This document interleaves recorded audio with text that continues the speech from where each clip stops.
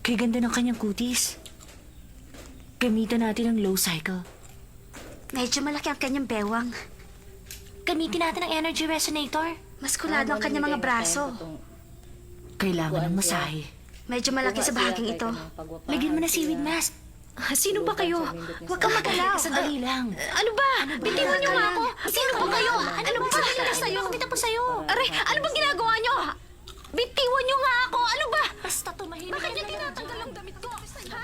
Ba't niyo ako inubaran? Pumasok po kayo. Wow. Siksik ay siya. Mura na siyang anak sa dato. Maghintay kayo sandali.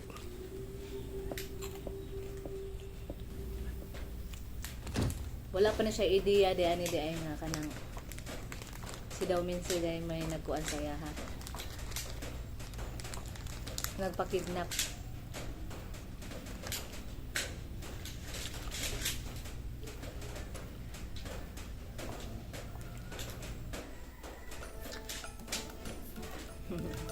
Kumusta? Nagustuhan mo ba ang ayos mo ngayon? Oh, nice kay siya kuan o. Anong ginagawa mo rito? Pilipot ba? Itong bahay ko. Bahay mo? May beauty salon ka sa bahay mo? Ganyan ang buhay ng nasa upper class. Ito ang klase ng buhay na hindi mararanasan kailanman ng nasa lower class. Pero napatunayan ng isang pangkaraniwang tulad mo. Pagkatapos ayusan, pwede pa rin magmukhang mayaman. Ano sa palagay mo? At anong gusto mo ngayon? Ang gusto ko, sumama ka sa akin. Sumama ako sa'yo? Hawak naman kita sa school, hindi ba? Malaya ka makakagalaw. Kung mag-isa ka lang, pwede kang sumabay sa akin. Ano sa palagay mo? Dapat maging masaya ka. Oo nga, masaya ang pakiramdam. Kasi napatunayan ko kung gaanong sukat ng iyong pagkatao. Napaka-materyoso mo. Para sa'yo, katapat ng tao, pera. Hindi mo ako naunawaan. Sa palagay mo ba masaya ako? Kung nakikita ko namang nalulungkot ka sa kalagayan mo, Nagtupuro si daw minsan ba nga. pwede kitang bigyan ng malaking allowance buwan-buwan ng platinum card. Pumili ka ng kotseng gagamitin mo. Pwede kong ibigay sa'yo ang layo sa buhay. Lahat naman ng bagay sa mundo, salapi ang nagpapagalaw. Ano pa bang hahanapin mo? Wala ka na makikitang lalaki katulad ko. Utak, hindi pera! Talaga nababaliw ka na! Kuan sa imo ha. Ibalik mo na ang damit ko. Gusto ko na umuwi. Pwede ko mo kagat. Bakit, Sansay? Bakit daw, Mingse? Sa palagay mo, baliw ako? Gusto mo akong bilhin na parang produkto? Hindi mo ako mabibili. Ubusin mo man ang salapi mo. Ano? Napakaraming babae dyan na gustong sumama sa akin. Pwes, puntahan mo sila. Diba? Huwag mo ako itulad sa kanila. At ito ang tandaan mo. Kailanman, hindi mo ako mabibili. Ubusin mo man ang kayamanan mo. Sansay!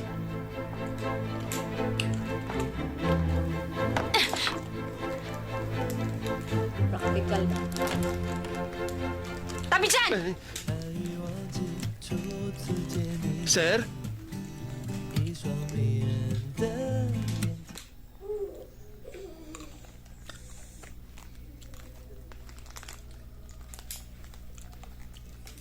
Samot kabilib si daw min si ani ni Sansay kaya. Bisan pa sa iyang offer sa iya ha.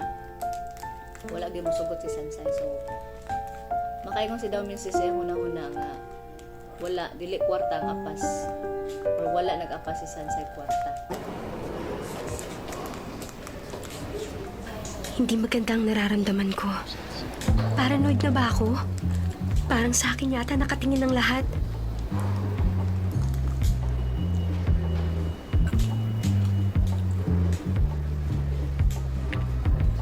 Iba talaga ang culture ng mga lower class. Hindi mo sila pwedeng... Isama sa mga upper class ang lakas naman ng loob niya. Sinabi mo. At the lowest Nagpaparinig na naman. Biruin mo yun. Talaga?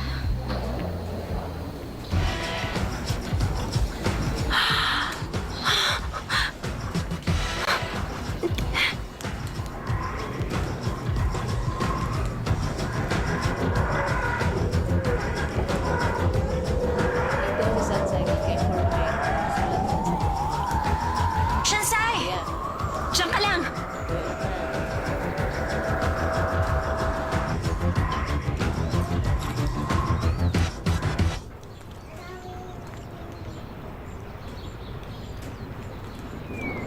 Sobra kang pasikat ngayon F4 si Shimen lang, hindi maaari makagawa niyan. Sino may sabing hindi ko kaya? Naisip ko lang, walang kwenta. Aksaya sa panahon. Nakakabagot. Lay, ano na? Anong problema? Ano nang gagawin natin si Agit? Ano ba? Hindi ko alam. Ano bang iniisip mo? Mitsu, Ang sabi ko sa'yo, di mo siya kaya. Aminin mo na. Talo ka na. Huwag niyo kalimutan ang parte ko. hindi pustahan ang usapan dito. Reputasyon natin nakataya dito. Daoming Se! Anong ginagawa mo? Bastos! Bumaba ka dyan! Hindi totoo mga sinulat mo sa akin! Hindi ako nagpa-abort! Virgin pa rin ako!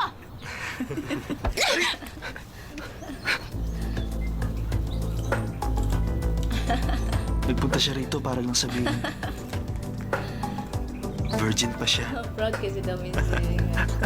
Nanarag si Sensei Franco. Kung ano na naman iniisip mo. Virgin pa daw siya. Paano mo nagawa yun? Sobra naman ang takbo ng isip mo. Pumili siya ng kalaban niya, ako pa? Makapal ang mukha niya pag nagpakita pa siya. Tabang-tabang. Sensei! Kila pa ko ng Ah, suwat. Kasi, nagulat lang ako kaninang umaga nang makita ko ang nakasulat sa blackboard pagpasok ko ng classroom.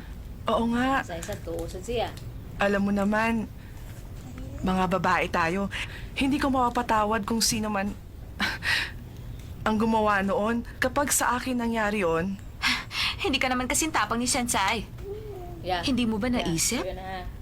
na ang katapangan ng katangian niya bilang babae? oo nga, Shansai. Naniniwala naman kaming hindi mo magagawa yun, di ba?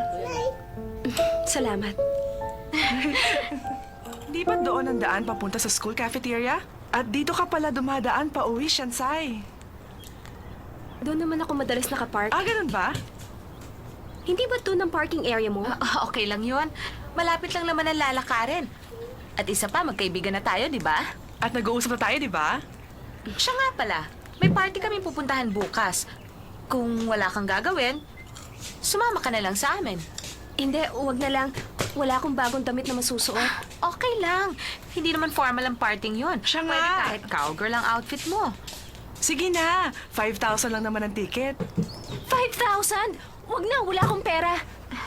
Shansai, sige na, sumama ka na sa amin. Okay lang, ako ang babayad, hindi naman problema yun. May good siya lubot. Pero, Okay na kung ganon?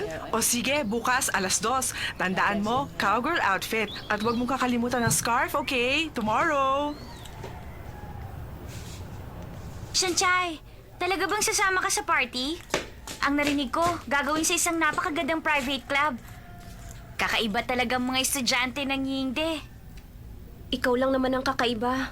Hindi naman ako nagbago. 5,000 ang bayad sa ticket. Kalahati lang yun sa kinikita ko sa loob ng isang buwan. Sa totoo lang, hindi naman ako nagpabagay sa kanila. At sa palagay ko lang, nakikipagkaibigan lang naman sila sa'yo, hindi ba? Di ba sila nga ang magbabayad ng ticket mo? Alam mo, sa tingin ko, seryoso naman sila. Sige na, sumama ka na. Nawala. Naskilid? Iniisip ko, masyado lamang siguro akong critical sa mayayaman. Pero alam kong hindi ko sila mapapantayan sa material na bagay. Pero pwede naman siguro kami maging magkaibigan, di ba? Siguro sa spiritual level. Ayun, oh. Ano ba bibilin mo kasi? Tingnan mo, mga cute dumarating. Ano bang tinitignan mo? Ano ba talaga tinitignan mo dyan, uy? Yun na, dito na, dito na. May bibiling ka ba? O, tara. Ano niya? Bigay dito. Dito kilid. Dito kilid para mahuman si mama. Pasok kayo. Ha? Sansay? Akala ko kamukha lang ni Sansay. Ano ginagawa mo dito?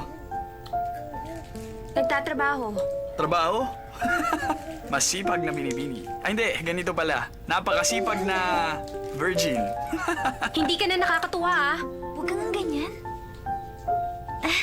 Kung hindi ako nagkakamali, kasama kayo sa F4. Kilala ko na kayo. Ako nga pala si Shoyu, matalik na kaibigan ni Shansai. Lagi siyang tumutulong sa akin. Sinong tumutulong? Huwag ka makipag-usap sa di mo kilala. Pabili nga ng cake. Ha? Aling cake? Ito, Ito ba? hindi yan. Yung katabi niyan. Pasiplat pa. Hoy, Lay. Pasiplat. May lakad pa tayo mamaya. Ba't ka bumibili niyan? Hindi ka naman mahilig sa matamis ah. Time nga si Hindi nga. Sansay, Pero parang gusto ko lang. murag nasa something na Nagiging seryoso ang kilos ng kaibigan ko sa harap ng babaeng crush niya. Tulad ng pagbili ng cake, Tumigil ka halimbawa.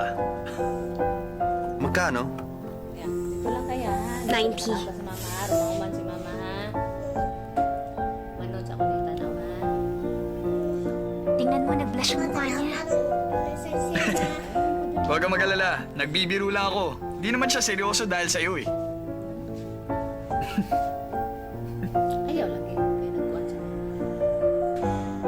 Teka, ang sukli mo. Sige na.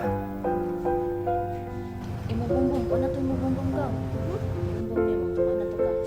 Uy, kung hindi siya seryoso dahil sa'yo, baka dahil sa akin. Naapit na kuman. Masok ko niya. Ayaw lang sa saba. Oy, alam ko na. Huwag mo sabihin yung kakaibang lalaking sinasabi mo ay yung bumili ng cake, tama ba? Lagi ba siyang nakangiti pag kayong dalawa lang, ha? Tama na nga biruan. Nasaan na ba tayo? Teka, ang sinasabi ko magkaibigan sa spiritual level. Pupunta ba ako sa party bukas? Oy, hindi pa ako tapos. Akala ko ba kaibigan kita?